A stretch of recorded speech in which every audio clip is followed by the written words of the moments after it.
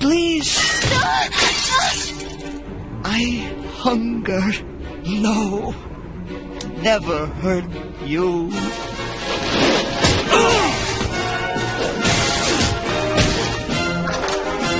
Michael, you need help. How do you know? Morbius. Oh, shit, son. Jimmy, they shot me in the lungs. You wanna hit this shit? Killer, Dipset, Check my stats, man. 78 and I got to be the best living, man. You already know. Like Alex Trebek, you're in jeopardy. Yes, sir, we got the recipe. Give you a tech, but nope, not a referee. Like why? What? You want it to be one way? Man, I don't want know it to be one Man, way. stop. What is the other way? Morbius. You've been given a gift. Not exactly. Time to let go of what you used to be. Discover who you're meant to be. All our lives we've lived with death. Why shouldn't they know what it feels like for a change? Just accept who you are. The bad guy. What's going on, YouTube? We back in the Low Key Cave, Keyshawn 9's YouTube page, aka Mr. Low Key, and we back with another movie review, and we are doing Morbius. Yeah, man, we finally got another one from Sony. This is somewhat of, I don't know if anybody from the MCU as far as Marvel Studios did any producing on this or anything. I'm pretty sure this is strictly Marvel, but we pretty much got another solo anti-hero story similar to what they're trying to do with Venom. We pretty much are dealing with Morbius, the living vampire. He starts off dangerously ill with a rare blood disorder, and determined to save others from the same fate, Dr. Morbius attempts to do a desperate gamble. While at first it seems to be a radical success, a darkness inside of him is soon unleashed. And this is pretty much what we're dealing with throughout this movie is played by Jared Leto. Dr. Morbius pretty much trying to search for, I guess you would say, a cure, but more so him trying to find something that will basically stabilize him and keep him from, I guess, going off the edge to go after actual blood, because once he does get into the position and actually does turn into the vampire, he kind of has something to stabilize him, like this artificial blood, but it's slowly not working, and it's slowly becoming a process of where it's not lasting. Like the more he take it, the less effective it's becoming, and the point where he's gonna need actual blood, like real blood. So going into this though, I guess some of the main things was more of what are we getting with Morbius, being that this is the whole MCU thing, well, not their connection, but the whole Sony universe, what they're doing with Spider-Man. I will say this, man, it starts off pretty straight. I will say that. I actually like the chemistry between Michael and Milo, especially when they're kids growing up, even when they're becoming adults, and just the chemistry between those two.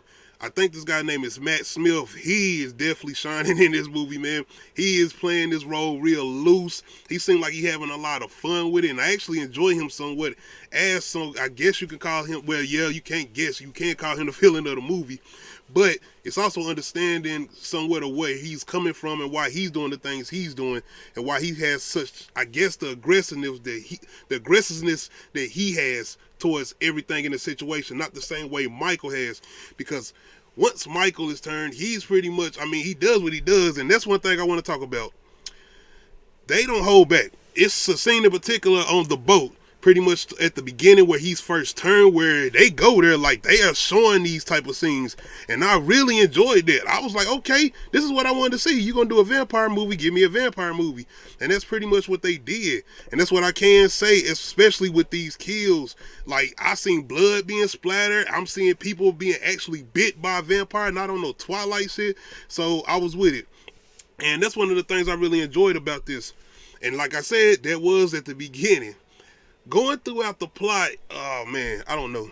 I mean, let's talk about some of our other characters, because we do have other characters in. We got the Michael's girlfriend. I'm sorry, I can't remember her name. I ain't gonna front, man. The movie, she's in the movie, but she kind of goes out of the movie at a certain point. I ain't gonna say why, like not spoiling anything, but she ends up going out of the movie. She does come back in, but I mean, she's basically there helping Michael pretty much try to find this cure that he's trying to find for this rare blood disease. And other than that, we have the father figure pretty much of the group, the mentor to him and Milo, who's pretty much helping them raise them or whatever. And he plays a pivotal role in here, man. And he has significant scenes, especially with Milo. And I like the relationship between him and Milo as far as the way Milo feels about certain situations and how Milo feels about him and how he treats Michael. That was an interesting point. The only thing was the lead up to that. It was like, the problem mainly with Michael is that once he turns and Milo does end up turning too, it's kind of like Michael don't give a fuck what his friend doing as far as killing. It's like, you know he done turned, so why don't you try to stop him? This even comes to a point in the scene where Milo straight up is going out and he straight up kills a whole bunch of people, and Michael as far as Morbius, he just walks off like, man, I'm not fighting you, I'm not dealing with this shit right now. It's like, bruh, like you are somewhat the cause of this, stop this dude. And throughout somewhat of the middle of the movie, it's basically like Michael's still trying to basically not only stay out of eye of the police, which the police, man. And by the way, I want y'all to let me know, I put this certain image at the bottom with Tyrese on his thing in his arm. I don't remember them or this scene in the movie, or maybe, man, I'm telling you, man, the movie got a little out of hand going towards the middle and the end. Like I said, I enjoyed that first half, but the middle and the end, it was like, what the fuck are we doing? Where are we going with this? Where exactly is this plot? And with these cops, they was generic as hell. Give Tyrese credit where credit is due as far as him being able to play a very, very generic ass cop. Just basically standing there, lowbrow, those low questions. You know how these police cops do in these movies or whatever. That was pretty much their role throughout the movie. Just them going around trying to find out what's going on with these attacks or whatever. And that's pretty much their role. But like I said, once again, it was like, and I get it, Morbius is an anti-hero, but it was like, damn, it was like almost to the point where only time he really wanted to actually stop Milo is when somebody he was caring about was in danger. And that was it. I mean, it came to a point where he actually let somebody else end up dying when you know that was where this was going to lead to, because you know what this guy's out here doing, or do you like, what's up? The plot, it was like, I thought we was going to get to a point where mainly Michael was trying to kill himself, but eventually, of course, Milo was going to get his hands on this thing, and then that's where I thought we was going to get like the chase and this and the third, and we kind of get something here and there, but it comes to a point where Michael just like, man, you go do what you going to do, and I'm going to go do what I do. That's what it kind of feel like in the middle. Like, Michael, like, I don't give a damn if you killing people, do that, but I'm going to try to see if I can get something done for me. But I think he was doing it for the both of them, because you understood that relationship that him and Milo had. He didn't want to just come out and kill him or just take him out, but it was like, you do still have to stop him. Like, why not just get him and try to hold him to some place or something like he was trying to do to himself?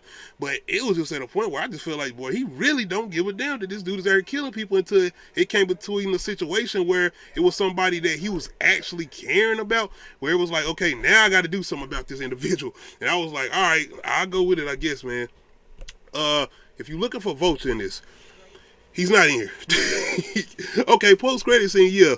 And as far as the post-credit scene, y'all let me know what the, like, it's like you threw Vulture in here just to throw him in here, because it'll make, I guess, some sense if he would have been in the middle, maybe somewhere in the movie where you were showing in the trailers, would look like he was going to have some type of pivotal role towards having some type of guidance with Michael, or even just exchanges between Michael. None of that is in this movie. That's why I was asking the question about the whole thing with Tyrese in his arm. But yeah, Vulture doesn't show up to that post-credit scene, which this ain't a spoiler everybody knows about, and it's random as hell. It really felt like the end of the Amazing Spider-Man 2, where you had the old dude walking through basically showing all the villains attire as far as their equipment or their costumes or whatever, basically giving you an indication that they was going for the whole Sinister Six thing. And that's what it kind of feel like what they doing with the ending of this, basically trying to push it in your face like, we're doing this Sinister Six. You be prepared, we're doing this Sinister Six. And with this whole thing, you even hearing about the director pretty much coming out giving away things, and I was not even taking that serious. I'm like, no, because I didn't look at the director, I didn't look at the interviews or none of that, but I didn't take it serious either. So watching this movie and hearing what everybody everybody else has to say, not reviews, because I didn't even watch no reviews yet. I just wanted to go in with fresh eyes and get my own opinion. But hearing everybody and just their opinions on Twitter or online everywhere else is like this the most horrible movie in the world. And it has bad moments. It's not a good movie like that, but same thing with me and the Eternals. I like what the Eternals did. It wasn't a perfect movie. It wasn't that good of a movie, but it was a movie I actually enjoyed somewhat. With this one, like, I've seen so many far worse comic book, Fantastic Four with Michael B. Jordan, like, like Batman and Robin. This is bad, but it's not on those lengths of being bad. Give or take, it's got a very, very loose and sloppy middle half, and that last half is basically all-out brawl between him and Morbius and Milo. But the standout probably the most of this movie is, like I said, the fighting scenes and the fighting sequences between Milo and Morbius. And once Morbius get into that mode of being the actual vampire, like I said, that opening scene is probably the highlight of the movie for me. Even with those little first person views of him, that to me is the highlight pretty much of this movie. And the rest of it, I like somewhat of his movement. I didn't mind the way he was doing or whatever, but like I said, plot wise, it was just going different places. It wasn't going different places, but the places it was going, it was almost like, where do we do next? I mean, we're not going to have Michael going after Milo, so what are we going to do? Just have Milo attacking a bunch of people and Morbius basically being blamed for it, and him running around still trying to find a basic, I guess, I would say a cure, but something of a balance. I guess something to make them stop or make him not want to go after actual blood, basically. But yeah, man, it's still Matt Smith. As far as this guy who playing Milo, I enjoyed him. Like I said, he got scenes and he dancing and shit. Like, I enjoyed him. He was having a good time, and he made me have a good time watching him do what he did. But the whole thing was just like I said, it wasn't no urgency seemed like to stop him. And I get it. This guy's an anti-hero, but it's like, this guy's very dangerous. I mean, what if he went out here and just started turning people into vampires? Then what? Like, I just didn't understand that. Like, why is there no urgency to stop him? And you know what he's capable of. But other than that, man, it was not that horrible. It's not a good movie. It's not that horrible, though. Like I said, you want to go back and watch those Fantastic Four movies? I mean, all of them, honestly. Even the one with Michael B. Jordan, I might say better than the ones with Chris Evans. I don't know. Y'all can crucify me if you want to. I didn't like none of it. And you talking about Batman and Robin, those days, man, with the Two-Face, Val Kilmer and George Clooney, Chris O'Donnell. Come on, man. We had some bad ones out here. But give or take, I mean, even, I guess you want to do, are y'all comparing this, and let me know in the comment section, are y'all comparing this Morbius movie to the MCU category movies, or even with the Sony Marvel movies? Y'all let me know, because even with those, I feel like Thor: The Dark World, y'all don't feel like this might be a little bit better than that? I mean, I get it. I ain't gonna go there, man. But overall, man, I enjoyed what they tried to do. Like I said, I'm not familiar, and y'all let me know in the comment section how much did they stick to the formula of the comic books, because I'm not familiar with the comic books.